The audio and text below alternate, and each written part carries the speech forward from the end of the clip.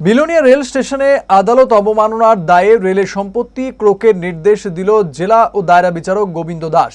ক্ষতিপূরণ না পাওয়ায় ক্ষতিগ্রস্তরা আদালতে মামলা করেছিল, যার রায়ে রেলকে অর্থ পরিশোধের নির্দেশ দেওয়া হলেও তা মানা হয়নি।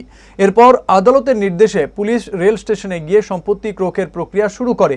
যদিও রেলের আইনজীবী দাবি করেছেন যে ক্ষতিপূরণ আগেই মিটিয়ে দেওয়া হয়েছে এবং ভুল বোঝাবুঝির কারণে এই পরিস্থিতি সৃষ্টি হয়েছে। এই ঘটনার পর বিলোনিয়া সহ দক্ষিণ জেলার মানুষ রেল পরিষেবা নিয়ে উদ্বেগে রয়েছেন।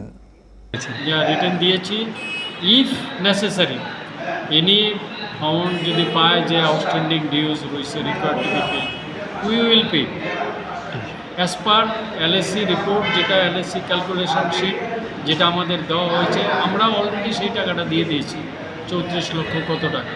কিন্তু ক্লেইমেন্টের ক্লেইম অনুসারে টাকাটা দেওয়া যায় না, কারণ I have seen the calculation sheet of the decree holder, which is completely wrong one. জুড়ে থাকে বাঁধন আপনার চেয়েও আপন, জুড়ে থাকে বাঁধন আপনার চেয়েও আপন, আপনার চেয়েও আপন।